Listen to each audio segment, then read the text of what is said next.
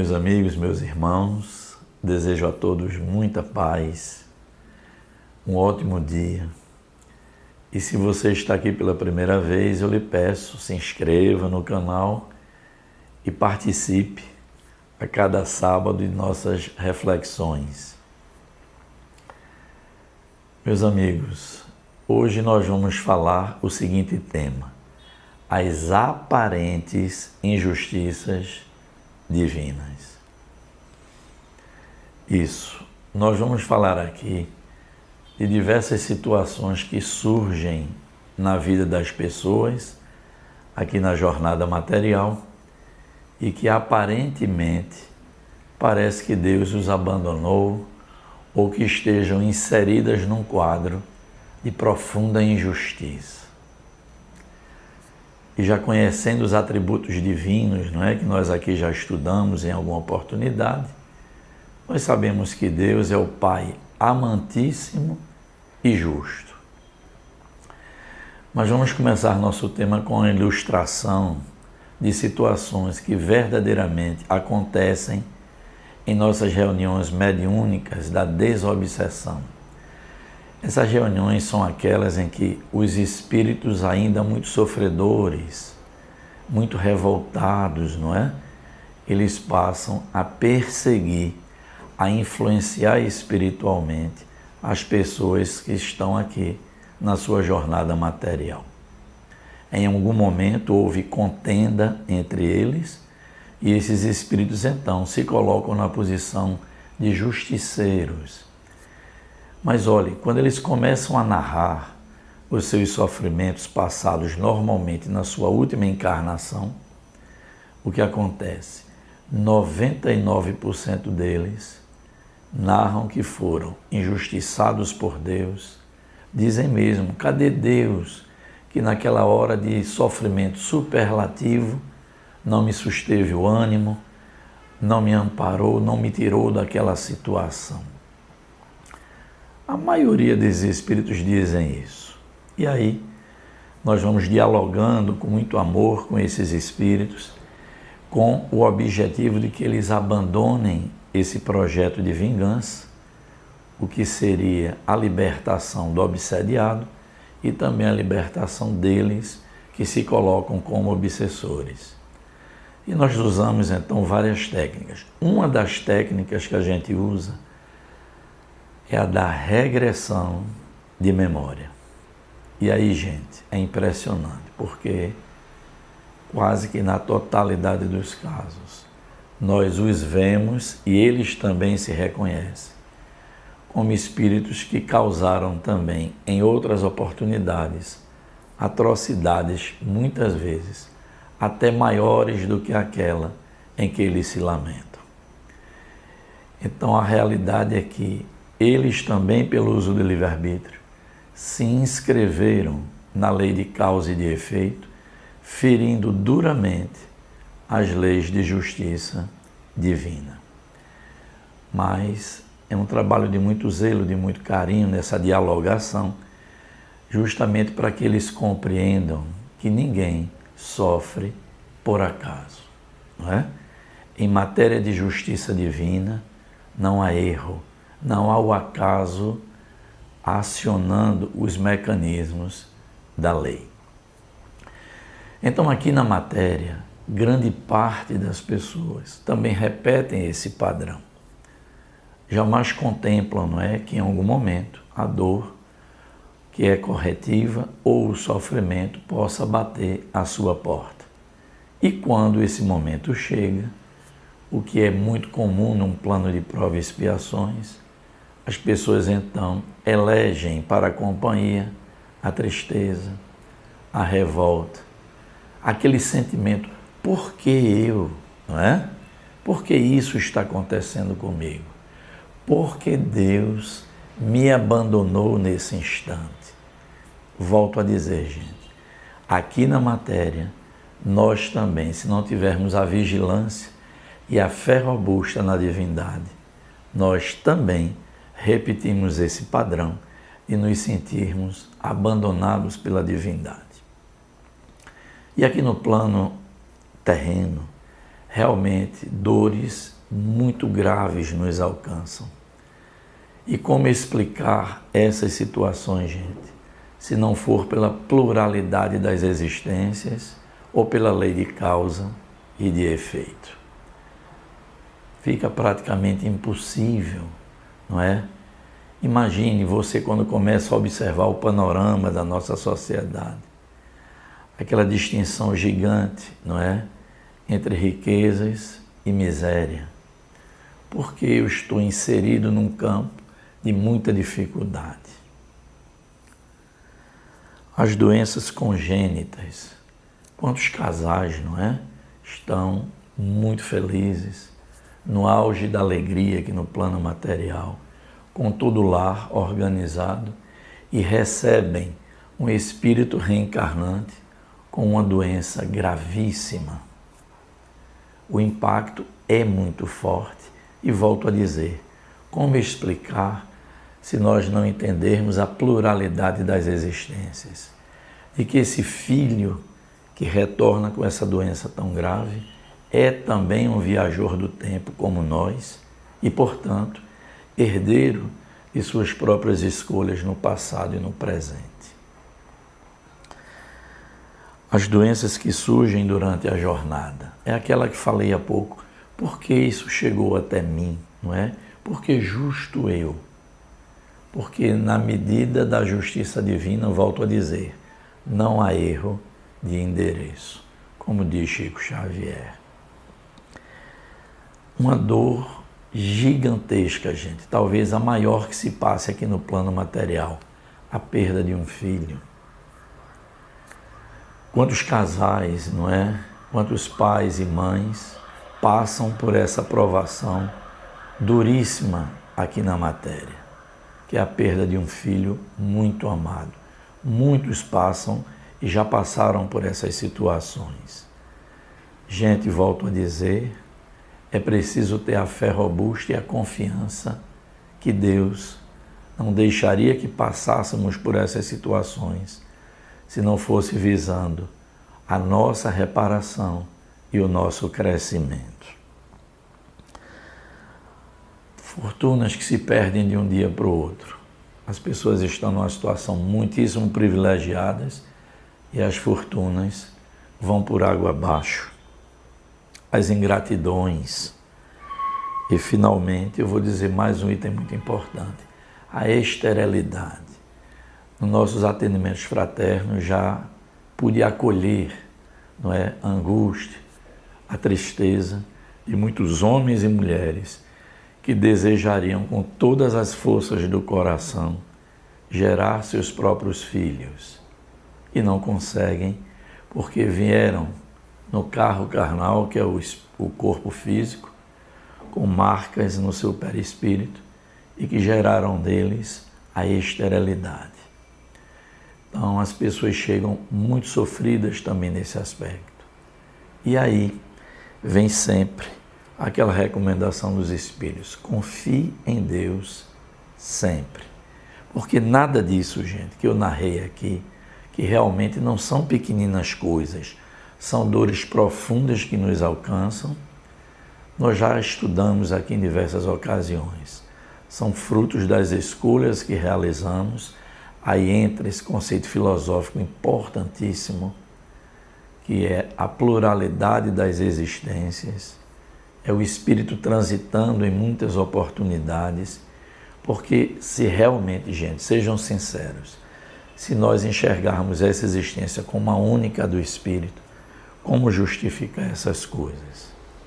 O nascimento de um filho com doenças gravíssimas, o que essa criança fez para merecer isso? Não é? Na jornada, a perda de um filho prematuramente, as doenças que nos surgem. Gente, aqui é um palco de amor e de crescimento, jamais de injustiça. E Jesus deu uma sentença maravilhosa para toda a humanidade. Jesus diz assim, a cada um segundo as suas obras. Jesus, gente, aqui sintetiza todas as leis que regem as questões ético-morais. é isso. Falado pelo próprio Jesus. A cada um virá de acordo com o que produziu, de acordo com aquilo que escolheu para si, para as pessoas que o cercam, no transcorrer de suas diversas jornadas. Com as escolhas que fazemos, gente, nós vamos nos inscrevendo perante a justiça divina, na lei de causa e de efeito. Dizem assim os Espíritos: nos tribunais da imortalidade, cada espírito devedor resgata as suas próprias contas. É o que diz Jesus, não é?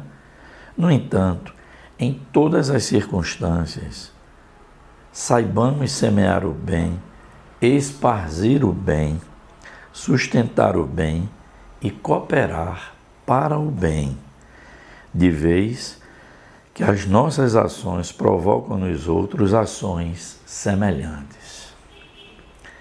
E se aquele que faz o mal é passível de pena, aquele que organiza o mal conscientemente sofrerá ainda pena maior. Gente, essa é a nossa realidade.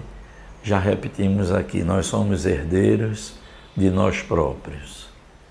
E como diz Jesus, a cada um será dado de acordo com aquilo que plantou, que produziu. Então, nessas dores grandes que nos alcançam, além da ação da expiação, da causa e do efeito, também há aquela situação que nós precisamos aqui expressar, porque já estudamos no canal. Muitas vezes o espírito também, antes de retornar, ele faz escolha de algumas provas que vão justamente fortalecer a sua temperança no bem. É aquelas situações em que às vezes a gente vê a pessoa em grau superlativo de sofrimento e continuam em paz. Muitas vezes foi uma escolha do próprio espírito para poder crescer. Mas, gente, essas dores sempre vão alcançar a humanidade? Não. Os Espíritos nos dizem que, quando a lei de amor se estabelecer, as dores serão banidas do nosso plano. Nós vamos aprender a crescer pelo amor. E aí trouxemos aqui algumas falas muito importantes de espíritos já muito abençoados, já cresceram espiritualmente, realmente, já conseguiram outro patamar de entendimento da justiça divina e nos trazem aqui algumas colocações muito importantes. Diz Joana de Ângeles: vive, pois, mentalmente com elevação e sabedoria, entesourando amor e bondade, porquanto, se o reino de Deus, como apregou Jesus, está dentro de nós, a manifestação da justiça como corretivo aos nossos crimes demora-se igualmente conosco e em nós próprios. Veja que entendimento para todos nós nessa reflexão. Se o reino de Deus reina dentro de nós, a lei de causa e efeito também se demora em nós pelos crimes que cometemos. Dizem os espíritos de Escol, os espíritos puros: a terra é a grande escola das almas em que se educam alunos de todas as idades. Estamos falando aqui, gente, da idade material, mas também da idade espiritual. Espíritos de todas as situações, de todas as idades, transitam no meio terreno, todos para se educarem. E a Terra é a grande escola e hospital de todos nós. Dizem aqui ainda os Espíritos: recebe, pois, o quadro das provações aflitivas em que te encontras como sendo o maior ensejo de crescimento e de elevação que a bondade infinita, por agora, te pode dar. Por enquanto, gente, é isso. Não é? Até que nós nos purifiquemos, que possamos ir abandonando os velhos hábitos, ainda são essas situações mais importantes que vão nos alcançando no processo natural da lei de causa e de efeito que alcança e que rege a todos nós. Eles dizem assim na voz de Bezerra de Menezes: não descreais do amparo divino, através dos amigos do mais alto, que não vos deixam a sós com as vossas provas. Jamais, gente, nós estamos sozinhos. Jamais. E Joana de Ângeles termina nos dizendo: medita na transitoriedade do carro carnal que te conduz, aplicando as regras da conduta reta na vida diária, tendo em mente que nada passa ignorado. A consciência individual que representa a consciência divina em nós. Gente, nada passa ignorado em termos de justiça divina, que é perfeita. Todas as nossas ações no plano físico ficam necessariamente registradas em nossa própria consciência. O que é que diz Joana antes? Da mesma forma que o reino de Deus existe dentro de nós, a nossa consciência, sim, nos tribunais divinos, há de nos cobrar as atitudes menos felizes, mormente aquelas que não ofendam só nós, mas os nossos semelhantes também. Então a receita, gente, não é complexa, não é uma receita que a gente não entenda. Semear o bem sempre. Se nós trilharmos esse caminho, sem dúvida, vamos tendo oportunidades reencarnatórias muito ditosas, muito em paz e muito felizes. Gente, a felicidade que nós almejamos, a gente reflete sempre aqui no canal. É uma busca, é uma construção pessoal e intransferível. Eu desejo muito ser feliz. É preciso ir jogando as sementes do bem no caminho que eu vou palmilhando. Nós vamos construindo esse caminho.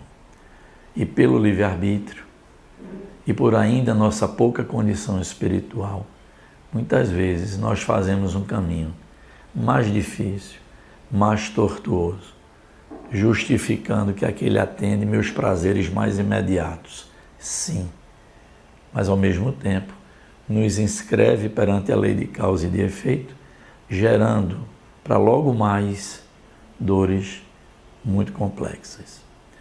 Então, gente, que Deus possa nos abençoar em nossas reflexões. Espero que tenham gostado. Deixem aqui, por favor, gente, o seu like. É um pedido que eu faço, porque isso fortalece o nosso canal Estudos Espíritas Robson Rodrigues, na plataforma do YouTube. Divulguem bastante. A cada semana, novos corações estão chegando e eu agradeço a vocês, porque são vocês que participam do canal, que estão divulgando. E peço a Deus, não é? Que nos ampare, que nos ilumine e que nos dê uma semana muito, mas muito feliz. Paz e luz. E sábado que vem estaremos aqui novamente.